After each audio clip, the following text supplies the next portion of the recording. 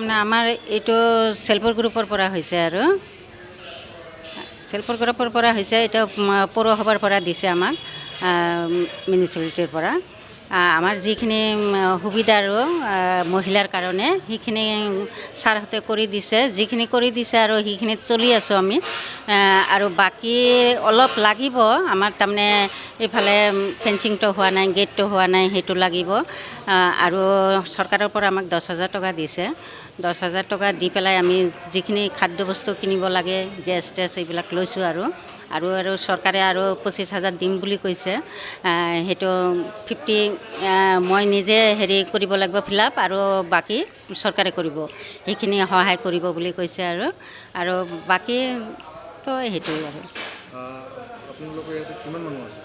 আমাৰ ইয়াতে তাৰমানে 20টা দোকান আছিল। 20টাৰ পৰা আমাক ভাগ কৰি দিলে। আমি 3জনী আছোঁ এতিয়া।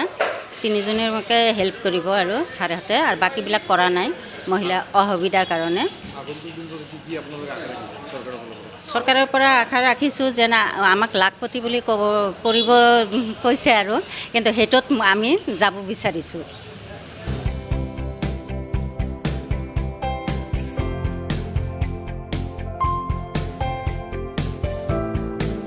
সরকারে আমাদের ভালো ফেসিলিটি দিছে। সরকারের তরফ থেকে, মিউনিসিপ্যালিটির থেকে আমাদের এসে দোকান করে দিছে। দোকান আমরা করে গেছি, দোকানে বহুত উন্নতি হয়েছে। ইসে করতে লাগে, তোমার ঘরটা ভালো করে দিতে লাগে সরকারে, যাতে দিয়ে আমাদের আরও কোনো অরুণোদয় আসলে দিতে লাগে, যাতে আমরা ভবিষ্যতে বহুত উন্নতি করতে পারি আর কি। সরকারের থেকে সরকারে যে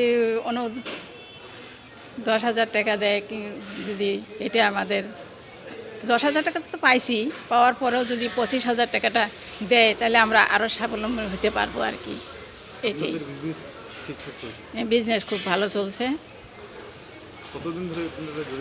আমরা 1.5 বছর থেকে করতেছি। ওপেনিংয়ের থেকে, আর যখন আরম্ভ হয়েছে তখন থেকে আমরা করতেছি আর কি।